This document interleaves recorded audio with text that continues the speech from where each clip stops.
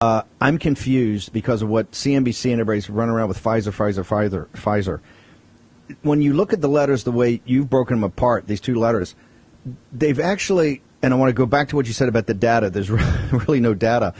But they've authorized the use of a vaccine. Does that vaccine currently exist? If I want to walk down, not that I'll do it, but if I want to walk down to the doctor and get the vaccine, can I actually get the one that, quote unquote, has this kind of sketchy, shady FDA approval? Is that available right now to the best of your knowledge, sir? It's absolutely not available. So the little trick that they've done here is they have issued two separate letters for two separate vaccines. The Pfizer vaccine, which is what is currently available, is still under emergency use authorization, and it still has the liability shield. Once again, the mainstream media has lied to you. I'm sorry to say that. I know it's a shock to this readership. But the product that's licensed is the BioNTech product, which is substantially similar but not necessarily identical. It's called Comirnaty. I think that's how it's pronounced. And it's not yet available. They haven't started manufacturing it or labeling it. And that's the one that the liability waiver will no longer apply to. So the one that's actually licensed is not yet available. And when it does become available, it will no longer have the liability shield. In the interim, the one that does have the liability shield is the Pfizer product, and that's what's currently available, and it's still under emergency use authorization. So that's no change. Okay. The press has just not done their work and figured out what's actually going on here. Fine, but that's why we have geniuses like you. I just want to make sure something's clear to the audience. And we're trying to be fair to the FDA in this whole process, this CCP virus. The emergency use authorization as it currently stands by the FDA for Pfizer does not allow its use for children under 16. Is that correct? Correct. Okay. The overall blanket approval for the other one, for BioNTech or whatever it's called, the one that's not fully done yet, does that include, as the way you read it, that does not include a full FDA authorization until at least 2023 or 2024 when these other studies are completed, correct?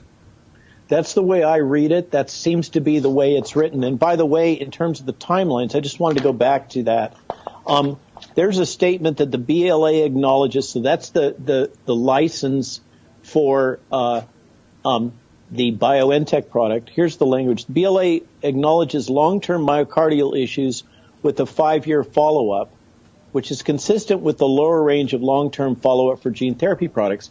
It appears that banging on them that they haven't applied the gene therapy checklist may have succeeded, and they appear to now, without acknowledging it, starting to apply the requirements that are applied for gene therapy products. But in terms of the cardiac issues, they acknowledge that the myocardial issues will require a 5-year follow-up. But once this is in place, can the FDA would then have to come back and issue an emergency use authorization for the second one for children, correct? That's clearly not done right now. Is that correct? I would imagine that what they will do is an emergency use authorization for the pediatric population for Pfizer. So that will keep Pfizer indemnified, because that's something that Pfizer has been seeking in all of their worldwide contracts with other governments, is full indemnification. They will not sell you vaccine unless you waive liability if you're a government, head of state or whatever. So that's the Pfizer position, is we don't want to own the liability here. And, you know, that raises the question, what is it they're so scared about? If these are fully safe vaccines, why does Pfizer believe that it has to have liability protection? Okay. This coming Saturday, we're going to have Dr. Peter Navarro. Dr. Peter Navarro has been on a leave. I know you haven't seen him on the War Room lately. He's going to start coming back on the show here the next couple of days. So we'll be explaining a big announcement of Dr. Peter Navarro, and you'll see that in the next couple of days. This Saturday, we're going to do a special, Dr. Malone, Peter Navarro, and others. We're going to really pursue this idea of putting together this independent advisory committee like the FDA has, but did not, in their own letter, they did not take it to the advisory committee because they said, well, we didn't see any problems. So we thought all the data said it was fine to us.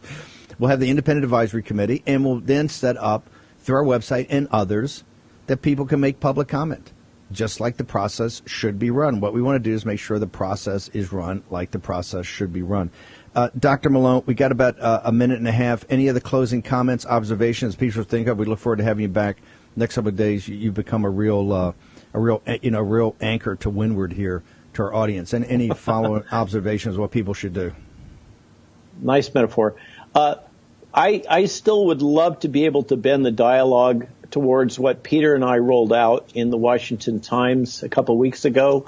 And there was 2 publications out from Cell Press, one from an extremely high-profile immunologist, Michael Diamond, and vaccinologist at Washington University in St. Louis, that basically validate the key points that Peter and I were making, that by forcing everybody to take vaccine, we're setting up a situation in which we will be selecting for a uniform immune response across the entire human population, which is akin to the logic of monocrop agriculture, wherein if you have something that can exploit that now, if the virus evolves to escape that highly tuned immune response, it's just going to rip through all of us. And we're no longer going to have the protection for the elderly and the high risk that the vaccines do afford. So stay tuned, and I look forward to Saturday's session. Oh, Dr. Malone, finally, all this document and all these analyses are available on the Twitter site at RW Malone MD, and they're also available on our website at rwmalonemd.com. Okay, sir. Thank you. We're going to put it in the live chat.